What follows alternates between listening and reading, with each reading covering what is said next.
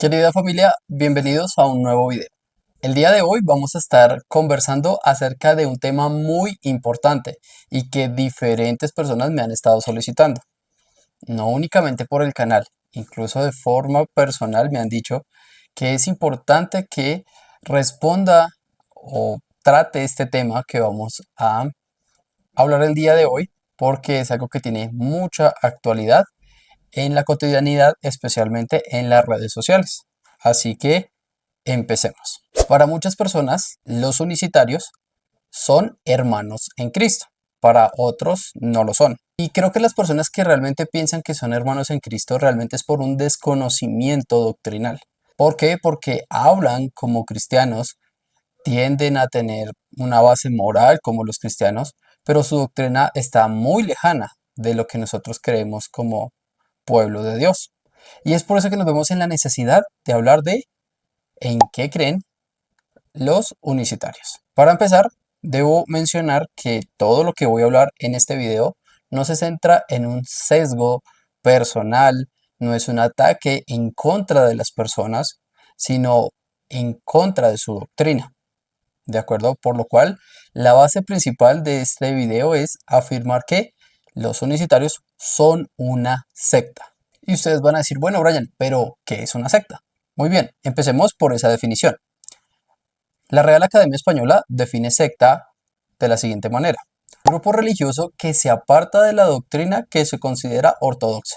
Bueno, es una definición muy general, pero nos hace un énfasis muy importante, y es que parte del punto en que es un grupo de personas que tienen una enseñanza contraria o diversa o tergiversada de lo que la mayoría creemos como bíblico. Y en esto pues podría haber infinidad de perspectivas y posiciones que pueden algunos considerar ortodoxa o no.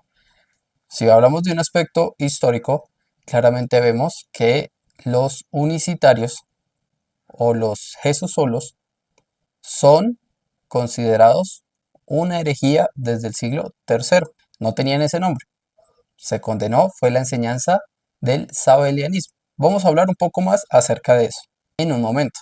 Pero continuemos definiendo qué es una secta.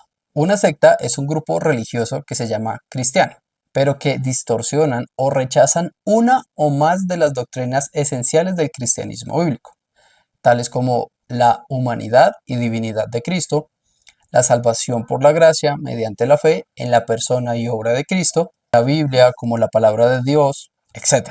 Entonces es claro que son personas que tienen una enseñanza distinta de lo que la Biblia enseña, pero que afirman ser cristianos. Y por eso, para muchas personas, tiende a ser un aspecto de confusión. En este video vamos a tocar tres puntos muy importantes. El primero, ¿quiénes son los unicitarios? El segundo, ¿en qué creen los unicitarios? Y en tercer punto, ¿por qué son una secta? Primero, ¿quiénes son los unicitarios? Los unicitarios son conocidos como los Jesús solo, pentecostales unicitarios o modalistas, o incluso algunos los llaman como sabelianos modernos. Los unicitarios son distintos de los unitarios, dado que los primeros, los unicitarios, creen que Jesús sí es Dios, pero niegan la Trinidad, ya que afirman que solo Jesús es Dios. Los unitarios niegan la deidad de Jesús, es decir, niegan que Jesús sea Dios. Teniendo clara esta diferencia, podemos poner algunos ejemplos. Algunas religiones unitarias son el Islam, el judaísmo, entre otras. Dentro de las sectas encontramos a los mormones. Ellos son unitarios en el sentido en que niegan la divinidad de Jesús. Sin embargo, los mormones tienen muchos dioses. Y claramente también están los testigos de Jehová. Estos son algunos ejemplos de religiones o sectas unitarias, que son distintas de los unicitarios. Segundo, ¿en qué creen los unicitarios? Básicamente los unicitarios fundamentan su doctrina en varios argumentos, los cuales rechazan la doctrina de la Trinidad y afirman que Dios es solo una persona que se ha manifestado en distintos modos o formas. Es decir, Un Dios que se presenta como Padre, que se presenta como Hijo y que se presenta como Espíritu Santo, pero es una única persona. Es decir, no es tres personas. Dios es uno, no tres, afirman ellos. Y para esto fundamentan su enseñanza en Deuteronomio 6.4. En Deuteronomio 6.4. Aquí quiero hacer una alerta.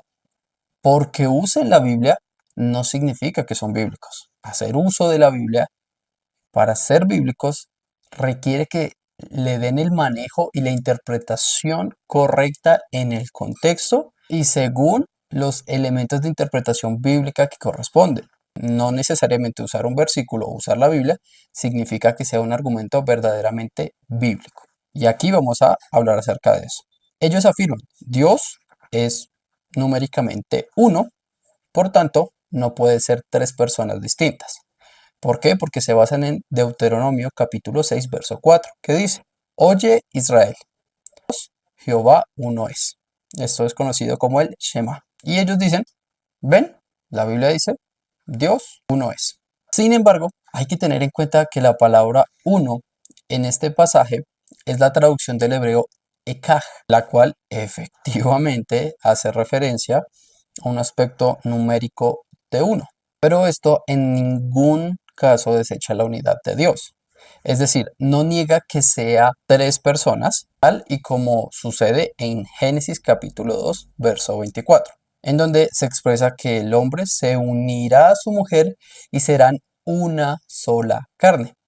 Esa misma expresión una, se unirá el hombre a su mujer y serán una, es la misma palabra que se utiliza en Deuteronomio 6, 4, que es Echad, la cual ratifica al hombre y a la mujer como uno, sin eliminar a las dos personas. Es decir, este pasaje, cuando dice que Jehová uno es, no niega que pueda existir una unidad en Dios, como sucede cuando el hombre y la mujer se unen y forman una sola carne. No desaparece la persona del hombre o la persona de la mujer, sino que ahora forman una sola carne. Es lo mismo que sucede con la Trinidad. Nosotros como trinitarios no negamos que Dios sea uno. Nosotros decimos Dios es uno en tres personas, tal cual como Deuteronomio lo dice, y no niega que exista esa diversidad de personas, ¿sí? Que sea el Padre, el Hijo y el Espíritu Santo. Tres personas, un solo Dios. Un aspecto muy importante es que nosotros como trinitarios, y para hacer una interpretación correcta de la escritura, tenemos que tomar toda la escritura. No podemos fundamentarnos solamente en un aspecto o en un pasaje de la Biblia, porque la Biblia tiene una revelación progresiva. Nosotros en Génesis 3.15, cuando vemos el Evangelio, ¿cierto? Dios prometiendo al Salvador, no vemos el nombre de ese Salvador. Mucho tiempo después, cuando está el profeta Isaías, unos 500 a 600 años antes de Cristo, tampoco conocemos que su nombre va a ser Jesús, ¿cierto? Es hasta los evangelios que conocemos que el nombre del Mesías es Jesús, pero Jesús está prometido desde Génesis 3.15. Por eso nosotros no podemos quedarnos solamente con un versículo para hacer una interpretación y menos fundamentar una doctrina. Necesitamos toda la revelación bíblica. Por ejemplo, ¿por qué nosotros ratificamos que Deuteronomio capítulo 6, verso 4 no niega a las tres personas de la Trinidad, al Padre, al Hijo y al Espíritu Santo? Por lo que dice en Mateo capítulo 3, versos 16 y 17. Después de ser bautizado, Jesús salió del agua inmediatamente y los cielos se abrieron en ese momento. Y él vio al Espíritu de Dios que descendía como una paloma y venía sobre él. Es decir, está diciendo que Juan el Bautista, porque mire que dice él en minúscula, Juan el Bautista vio descender al Espíritu de Dios, estamos viendo a la tercera persona de la Trinidad, al Espíritu Santo, descender en forma de paloma, mientras Jesús está siendo bautizado. Y dice, y se oyó, verso 17, y se oyó una voz de los cielos que decía, este es mi Hijo amado, en quien me he complacido. Entonces vemos a Jesús saliendo de las aguas, Juan el Bautista ve al Espíritu Santo y al mismo tiempo se escucha una voz desde el cielo, la voz del Padre que dice, este es mi Hijo amado, en quien me he complacido.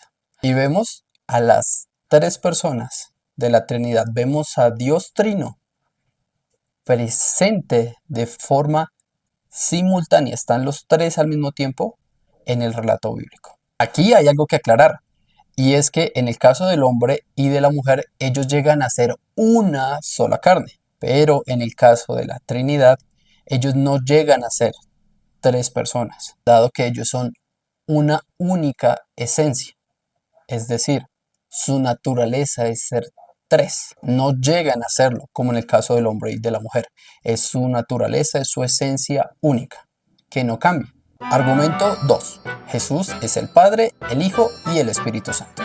Y ellos basan esta afirmación en Isaías capítulo 9, verso 6. Porque un niño nos es nacido y se llamará su nombre Padre Eterno. Ellos afirman, Jesús es llamado Padre Eterno, por tanto Jesús es el Padre.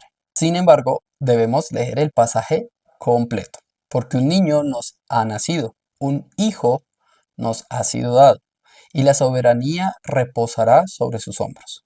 Y se llamará su nombre Admirable Consejero, Dios Poderoso, Padre Eterno, Príncipe de Paz. Brian ahí está diciendo que Dios, que Jesús es Padre Eterno. Jesús es el Padre. No. Primero partamos de este aspecto.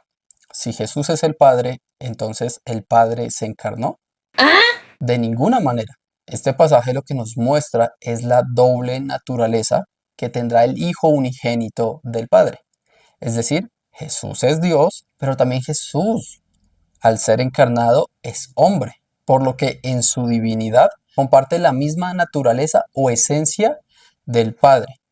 Pero el Hijo y el Padre son personas distintas. Bueno, Brian, ¿y entonces por qué dice el versículo que ese Hijo que nacerá será llamado Padre Eterno? Y esto tiene una respuesta muy clara. Y es que al designársele el título a Jesús de Padre Eterno, en ningún caso se enseña que Jesús literalmente sea el Padre, es decir, tome el lugar de el Padre, que es, no se refiere a que literalmente Jesús tome el lugar de la primera persona de la Trinidad, de Dios Padre, sino que Jesús es el creador de todas las cosas. A eso se refiere. Padre en el aspecto de crear, de que de Él proceden todas las cosas. Mire lo que dice Juan capítulo 1, verso 1 al 3. En el principio ya existía el y el verbo estaba con Dios. ¿Cómo es posible que se diferencie entre el verbo y Dios como dos personas distintas? Si para los unicitarios son solo uno. Es claro el pasaje. Está hablando que estaba el verbo y estaba Dios. Pero mire lo que sigue. Y el verbo era Dios. Él estaba en el principio con Dios. Todas las cosas fueron hechas por medio de Él. Y sin Él, nada de lo que ha sido fue hecho. El pasaje es muy claro y nos enseña que Jesús tuvo participación clara en la creación. Y entonces Jesús le quitó el puesto y la función al Padre. No, la Trinidad funciona y desarrolla su participación tanto en la creación como en el plan de salvación. Si no me cree que Jesús es parte de la creación, que Él fue el que creó todo, mire lo que dice Colosenses capítulo 1, versos 15 al 17. Él es la imagen del Dios invisible, el primogénito de toda creación, porque en Él fueron creadas todas las cosas, tanto en los cielos como en la tierra, visibles e invisibles, ya sean tronos o dominios o poderes o autoridades. Todo ha sido creado por medio de Él y para Él. Y Él es antes de todas las cosas. Y en Él todas las cosas permanecen. Es claro. Pero si no me cree, le invito para que lea Hebreos capítulo 1, verso 1 al 3, Primera de Corintios capítulo 8, verso 6, porque pues por cuestión de tiempo no podemos hacer el abordaje de todos estos pasajes. Por eso les decía, es importante hacer la interpretación de todos los pasajes a la luz de toda la escritura. Nosotros ya tenemos toda la escritura de Génesis a Apocalipsis.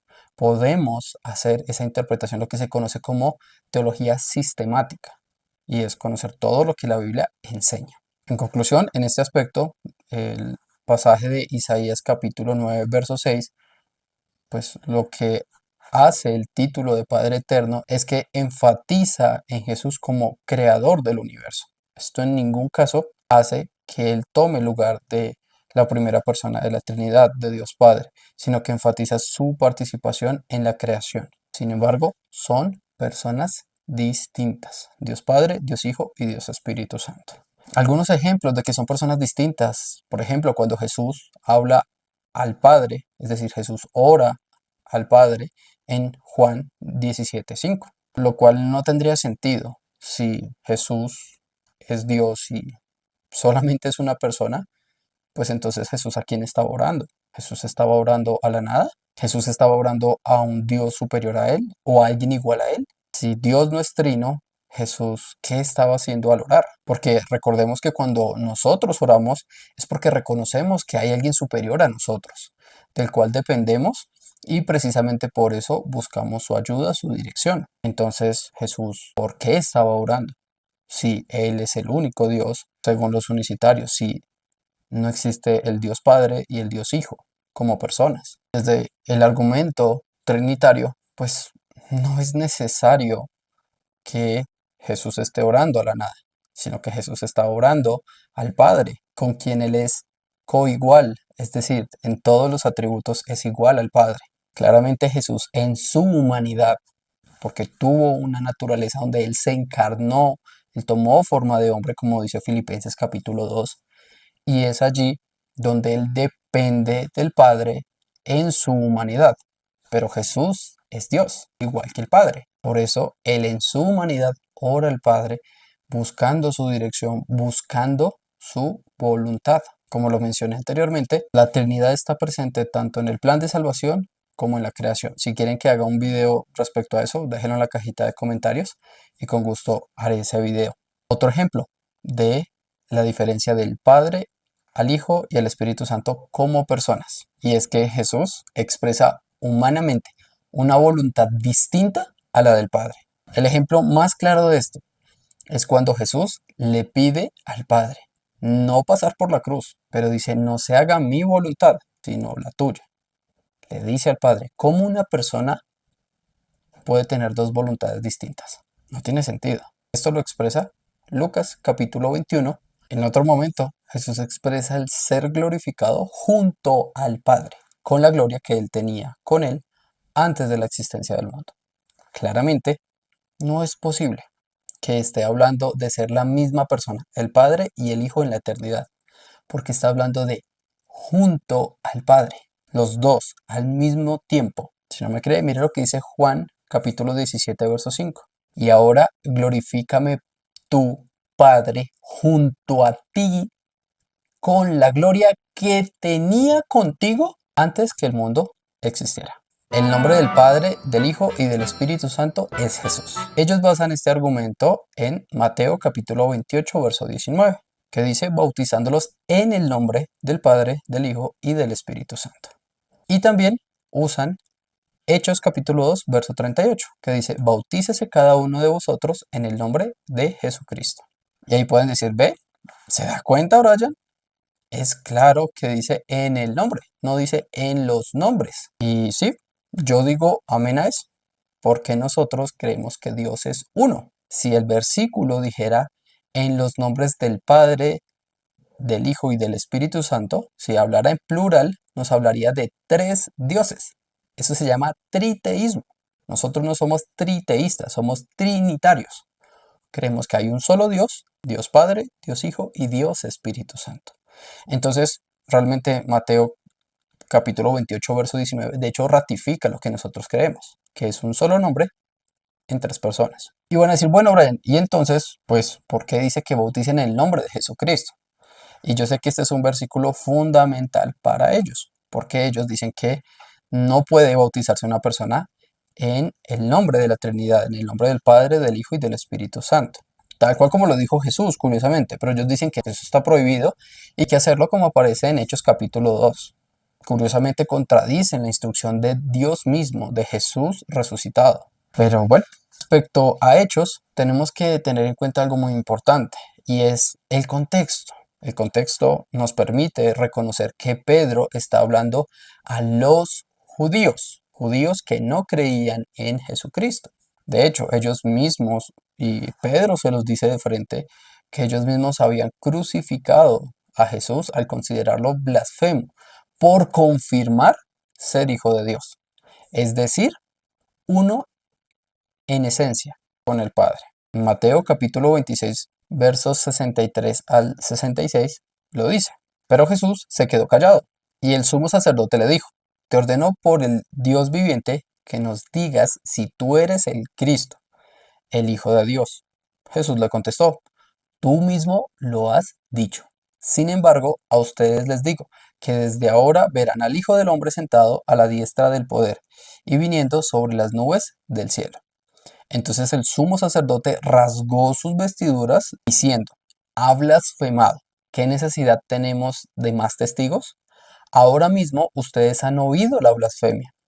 ¿Qué les parece? Él es digno de muerte, le contestaron. Por favor, tenga en cuenta esta expresión de Jesús de Hijo del Hombre, ¿de acuerdo? Porque lo vamos a ver más adelante. En un momento hablaremos de eso. Pero yo les hago una pregunta. ¿Por qué crucificaron a Jesús por blasfemia? Porque Jesús, con ratificar que él era el Hijo de Dios, estaba confirmando ser de la esencia del Padre. Y es lo mismo que Pedro les dice en Hechos capítulo 2, en el contexto que ellos no están teniendo en cuenta. Y es: sepa pues con certeza toda la casa de Israel que a este Jesús, a quien ustedes crucificaron, Dios lo ha hecho Señor y Cristo.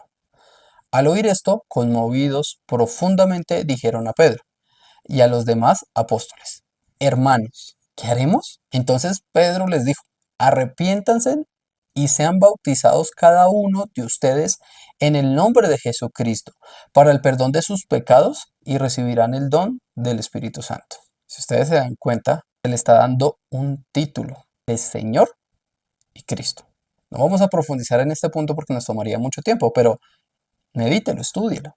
O déjenlo en la cajita de comentarios si lo estudiamos. ¿A quién se le podía decir Señor? ¿A quién se le podía decir Cristo? Y aquí volvemos a ver a la Trinidad, ¿cierto? Dice: Dios lo ha hecho. ¿A quién? A Jesús, Señor y Cristo. Y más abajo dice: y recibirán el don del Espíritu Santo. Si se dan cuenta, nuevamente está la Trinidad.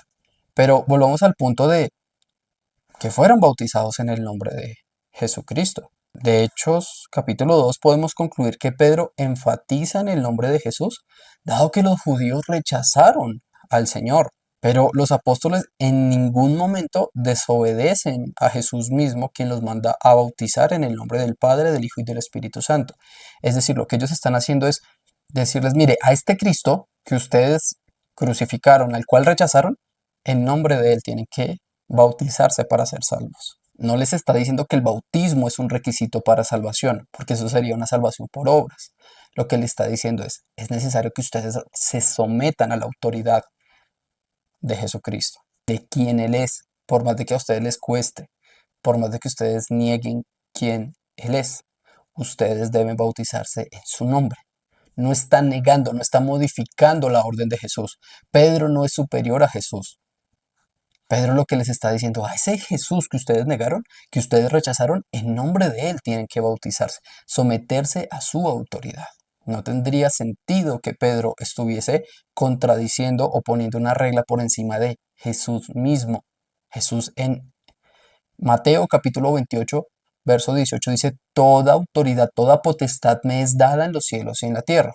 Y ahí dice: Por tanto, id, ¿cierto? Y da la orden de predicar el evangelio a toda criatura, ¿cierto? De hacer discípulos y de bautizarlos en el nombre del Padre, del Hijo y del Espíritu Santo. Cuarto argumento. Jesús dijo: El que me ha visto al Padre. En este caso se fundamentan en Juan capítulo 14, verso 9, que dice: El que me ha visto a mí, ha visto al Padre. Ellos afirman: Jesús es la manifestación visible del Padre, por lo tanto, es el Padre. La respuesta es muy sencilla en este caso. Es que Jesús revela perfectamente al Padre, porque es uno con Él. Jesús es de la esencia del Padre, pero no dice que Él es el Padre. Son cosas distintas. Si ustedes ven Juan capítulo 14, versos 6 al 11, se distingue claramente entre la persona de Jesús y la persona del Padre. Y como ya lo hemos estado hablando, hay distintas voluntades, ¿cierto? La voluntad humana de Jesús con la voluntad del Padre. Está Jesús orando, ¿cierto? Que es algo que hemos estado mencionando más adelante. Y Jesús dice, el Padre mora en mí y yo estoy en el Padre. Es evidente que está hablando de dos personas distintas. Y de hecho, nosotros ya tocamos un versículo que nos expresa esta idea. Lo dice Colosenses capítulo 1, verso 15. Él, hablando de Jesús, Él es la imagen del Dios invisible, el primogénito de toda creación. Es la imagen porque se encarnó, pero no quita a la primera persona de la Trinidad, a Dios Padre, sino que Él refleja al Dios Padre, al Dios Trino, Dios Padre, Dios Hijo y Dios Espíritu Santo. Argumento número 5. La palabra Trinidad no aparece en la Biblia. Ellos afirman como la palabra Trinidad no se encuentra en la Biblia, entonces no es bíblica. Y es cierto, la palabra Trinidad no aparece en la Biblia, pero la doctrina, la enseñanza sí está claramente revelada en toda la Escritura. Por ejemplo, Jesús es bautizado, el Padre habla desde el cielo y el Espíritu Santo desciende. Lo vimos hace un momento en Mateo capítulo 3. Aquí vemos a las tres personas distintas actuando al mismo tiempo.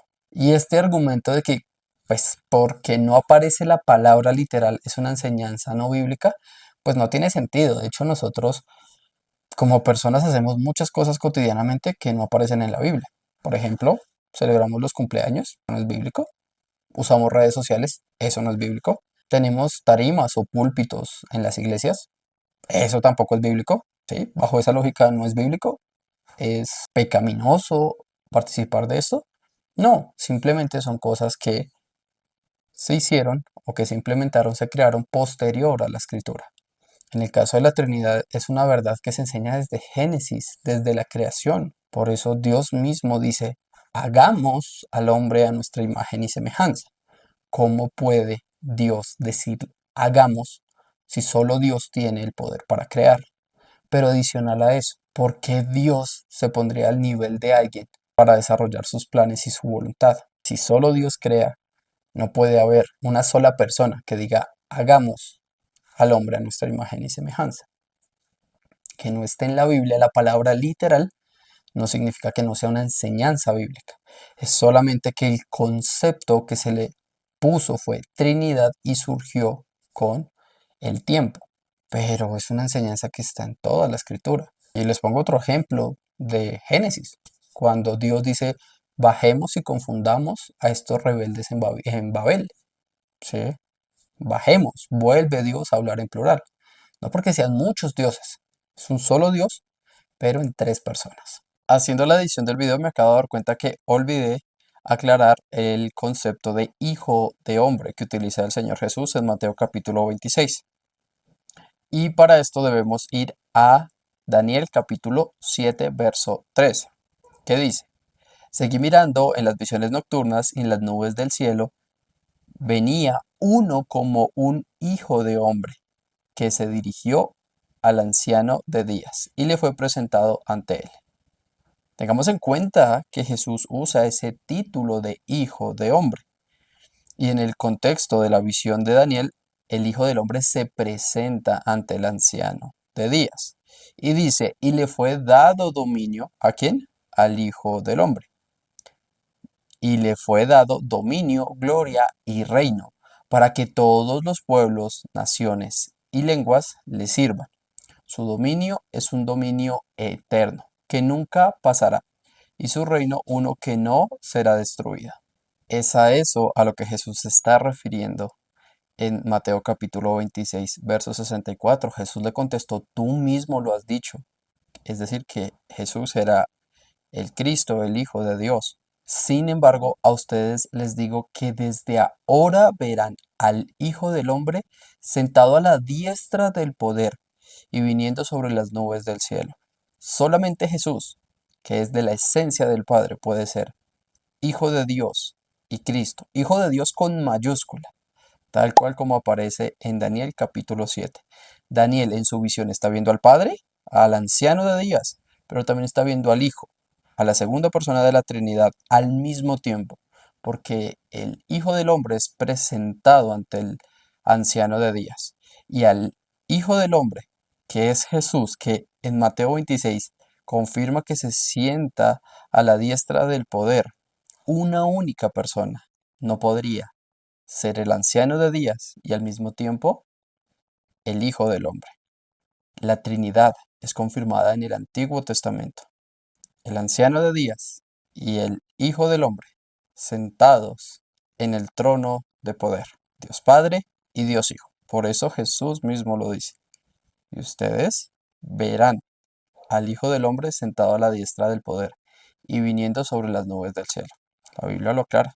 Daniel lo aclara. No nos neguemos a lo que la Escritura en su totalidad enseña. Sexto argumento. Dios se ha manifestado en diferentes modos o roles. Así como un hombre puede ser padre, esposo, trabajador, dicen ellos, Dios se manifiesta como padre en la creación, como hijo en la redención y como espíritu en la regeneración. Pero esta analogía es la base del modalismo, una herejía antigua condenada en el siglo III. Se confirmó como una herejía. ¿Por quién? Por los hermanos, por los creyentes de la época. ¿Por qué? Porque, como hemos hablado, la Biblia nos enseña que coexisten las tres personas de lo que nosotros llamamos Trinidad. Dios en tres personas, pero un solo Dios, lo que refuta completamente la idea de modos sucesivos. No puede ser que Dios se haya presentado como Padre, luego como Hijo y luego como Espíritu Santo si vemos a la Trinidad presente en la Escritura de manera simultánea. En el bautismo de Jesús, en la creación, cuando se confunden los idiomas en Babel, en la obra de salvación, hay muchas formas de confirmar la existencia de la Trinidad. Punto 3. ¿Por qué son una secta? Bueno, por diferentes motivos. Niegan la Trinidad, niegan las relaciones personales entre el Padre, el Hijo y el Espíritu Santo, rechazan la verdad total de la Escritura.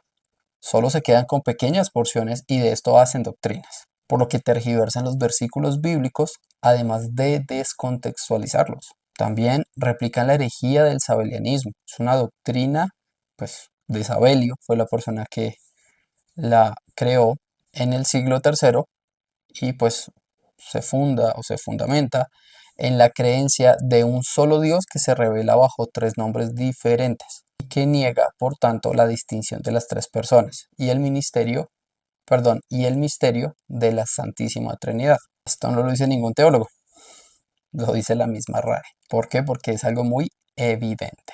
Y el último aspecto que quiero mencionar, que podríamos mencionar muchos más, es que presentan a un Jesús distinto al que la Biblia presenta. Y pues la Biblia es clara en que no podemos aceptar un evangelio distinto al cual fue predicado por los apóstoles. Por estos motivos, los unicitarios son una secta. Si usted quiere que profundicemos, porque es un tema bastante extenso, pero si usted quiere que profundicemos, déjenlo en la cajita de comentarios, díganos qué preguntas tienen para nosotros poder abordarlas y desarrollar pues más videos según sea el interés de ustedes. Por mi parte no es nada más, nos veremos en un próximo video confiando en el Señor y pues nada, que el Señor les bendiga.